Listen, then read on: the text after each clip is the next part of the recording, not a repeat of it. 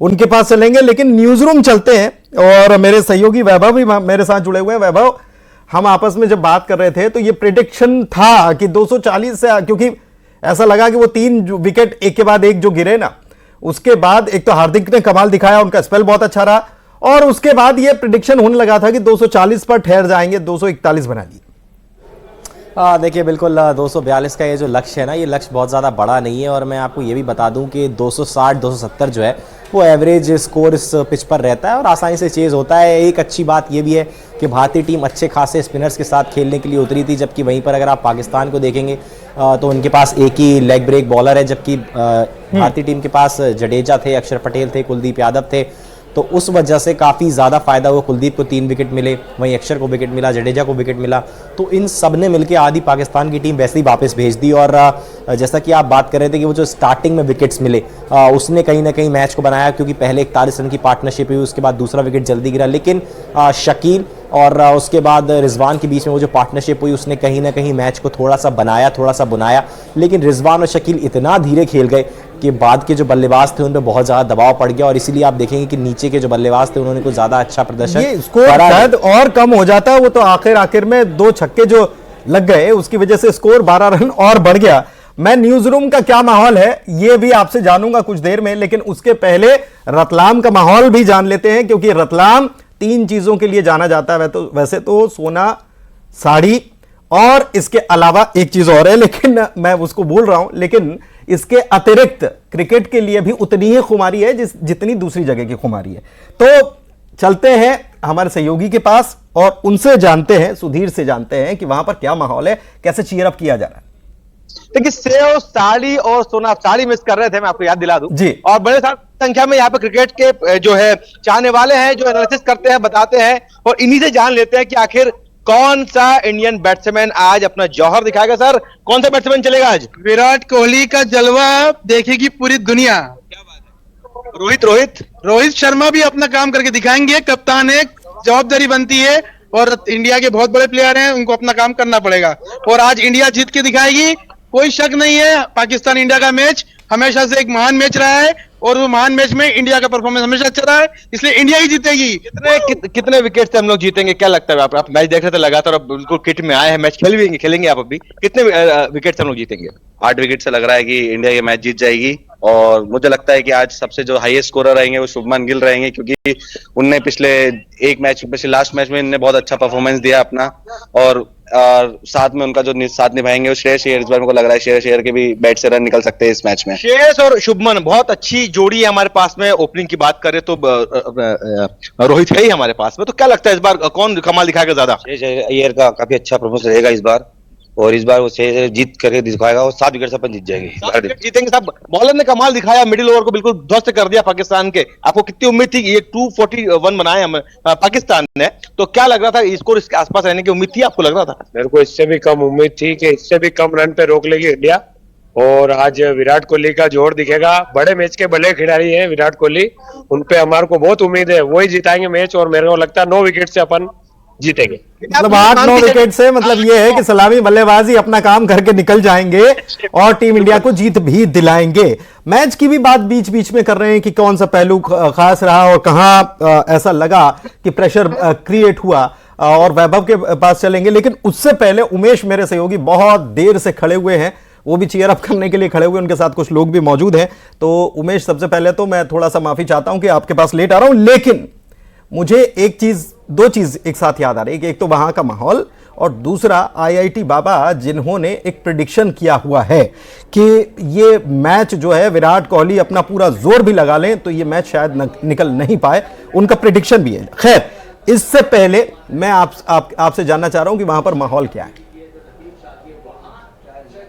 पुनीत जी, देखिए, एक तरफ जहां पर दुबई में दर्शक जो है इंडियन दर्शक वो वहां पर चीयर अप कर रहे हैं, तो वहीं बिलासपुर में आप देख सकते हैं कि इस तरीके से टीवी स्क्रीन के सामने बैठकर जो घर के लोग हैं, जो आज संडे है तो आज काम पे नहीं गए हैं, तो यहां पर बैठकर बकायदा चाय का लुत्फ उठा रहे हैं और बकायदा इस मैच को देखते हुए नजर आ रहे हैं। इनसे ही जानेंगे कि कितना ये खास है मुकाबला, और क्या लगता है कि कौन सबसे बेहतरीन खेलने वाला है।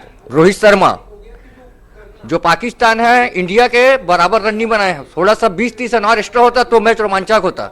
और रोहित शर्मा 35 से 40 ओवर में इंडिया मैच जीत जाएगी। 35 से 40 ओवर में आपको क्या लगता है कि विराट का बल्ला बहुत दिनों से खामोश है, वो विराट पारी होगी आज?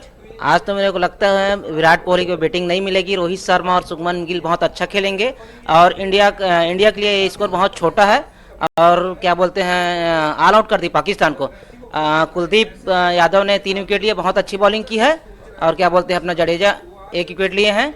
और क्या बोलते हैं हार्दिक पांड्या ने भी बहुत अच्छी मैच आपने देखा है? मैंने पूरा मैच देखा। इस मैच का बहुत देर से हमको इंतजार था कि पाकिस्तान और इंडिया का मैच हो और इंडिया बिल्कुल हराएगी, 100% हराएगी, 100% हराएगी। आप भी लगातार लंबे समय से चाय पी रहे हैं, चाय आपका खत्म नहीं हुआ अभी तक? जी हम बताइए कैसा लग रहा है? आज का मैच बहुत अच्छा लग रहा है, उत्साह है, माहौल है कि इंडिया जीतेगी। और रोहित शर्मा का जो बल्ला चलेगा, शतक चलेगा और शुभमन गिल का भी शतक चलेगा। पाकिस्तान को 35 ओवर तक का हरा देंगे हम। 35 ओवर तक हरा देंगे। आप आज ड्यूटी नहीं गए? नहीं, आज मैं ड्यूटी नहीं गया हूँ। 4 बजे से टीवी के सामने बैठ, इंडिया और पाकिस्तान का आज ये मैच का हम लोग को बेसब्री से इंतजार रहता है और इसी को देखने के लिए आज मैं ड्यूटी भी नहीं गया हूँ। और आज विराट कोहली 100% शतक मारेगी ही और इंडिया जीतेगी। चलिए, सबका अपना अपना प्रेडिक्शन है और माहौल तो आपने बता दिया कि क्या कुछ माहौल है, घरों में माहौल क्या है या फिर राजनीतिक के लोग जुड़े हुए हैं वहां पर माहौल क्या है, जवान कैसे इसको सेलिब्रेट कर रहे हैं, कैसे इस मैच को एंजॉय कर रहे हैं, ये सारी तस्वीरें। और ग्राउंड पर भी जो खिलाड़ी हैं वो प्रैक्टिस भी कर रहे हैं और अपडेट भी लेते जा रहे हैं। लेकिन इस बीच न्यूज रूम चलते हैं और न्यूज रूम में हमारे सहयोगी वैभव के पास चलते हैं। वैभव, देखिए, अगर आप भारत में रहकर ये सवाल करें कि कौन जीतेगा तो स्वाभाविक है कि एक ही जवाब आना है और यह भी जवाब है कि 8 विकेट या 9 विकेट से जीत जाएंगे, 35 ओवर में ही जीत जाएंगे। मैच जो होता है वो पिच के ऊपर डिपेंड करता है। तो ये पिच जो है बहुत ज्यादा स्कोरिंग वाली तो नहीं है। और अगर पाकिस्तान की ताकत की बात करें, उसकी पावर की बात करें, उसके बॉलर्स की बात करें तो क्या कुछ नजर आता है, ये थोड़ा सा बताइए। देखिए, गेंदबाजों के ऊपर हमेशा हर टीम निर्भर करती है। हमने कई बार इसका जिक्र किया है कि बल्लेबाज जो हैं वो आपको एक आधा मैच जिता सकते हैं, लेकिन अगर आपको टूर्नामेंट जीतना है, आपको बड़े रन डिफेंड करने हैं या फिर छोटा टारगेट डिफेंड करना है तो आपको गेंदबाजों की मदद लगती ही। और वहाँ पर चाहे नसीम शाह हो, वहाँ पर शाहीन शाह अफरीदी हो, हैरिस रॉफ और विराट कोहली का वो जो एक्सक्लूसिव कहते हैं कि राइवलरी एक थी जो 2022 में वहाँ पर शुरू हुई थी। उन्होंने 2 छक्के उनको लगाए थे और फिर वो मुकाबला जीता था T20 वर्ल्ड कप का।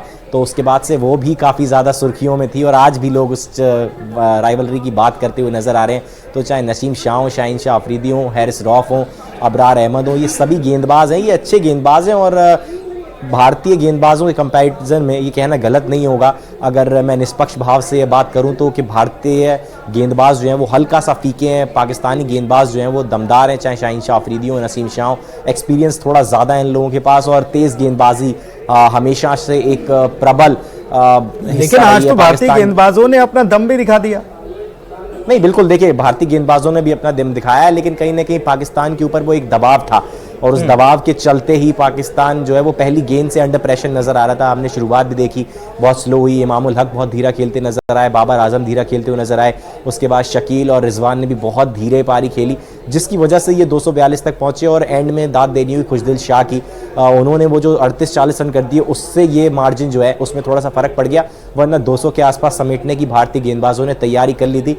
लेकिन मुझे ऐसा लगता है कि 242 का ये जो लक्ष्य है वो बहुत ज़्यादा बड़ा लक्ष्य है नहीं और इसको आसानी से भारतीय टीम चेस कर लेगी। बस एक ही चीज़ का ध्यान रखना होगा कि शुरुआत में शाहीन शाह अफरीदी, नसीम शाह और हैरिस रॉफ, ये 3 काउंटर अटैकिंग गेंदबाज हैं, फास्ट गेंदबाज हैं, पैड को टारगेट करने की कोशिश करेंगे, अंदर की तरफ गेंदबाजी करने की ज़्यादा कोशिश होगी दूसरे छोड़ से और स्विंग कराने की कोशिश करेंगे। हमने देखा था मोहम्मद शमी की गेंद भी जो है वो हल्का सा काटा बदल रही थी पड़ के, तो कहीं ना कहीं ये इन गेंदबाजों से थोड़ा सा भारतीय टीम को संभल कर खेलने की जरूरत है। एक बार अगर पहला स्पेल निकाल लिया, 10 ओवर 15 ओवर निकाल लिए, तो उसके बाद इस पिच पर बैटिंग आसान हो जाएगी। हमने देखा कि रिजवान और साउथ शकील बहुत आराम से बल्लेबाजी कर रहे थे, कोई ऐसी ज़्यादा दिक्कतें आ नहीं रही थी, लेकिन वो दबाव इतना ज़्यादा था क्योंकि न्यूजीलैंड से इसके पहले मुकाबला हार के आए थे और फिर अब अगर भारतीय टीम से मुकाबला हारते हैं तो लगभग ये तय हो जाएगा कि पाकिस्तान जो है वो चैंपियंस ट्रॉफी से बाहर हो जाएगा। और सबसे ज्यादा ठीक है, मैं आपके पास आता हूं, पिच के मिजाज की भी बात करेंगे और इस बीच लोगों के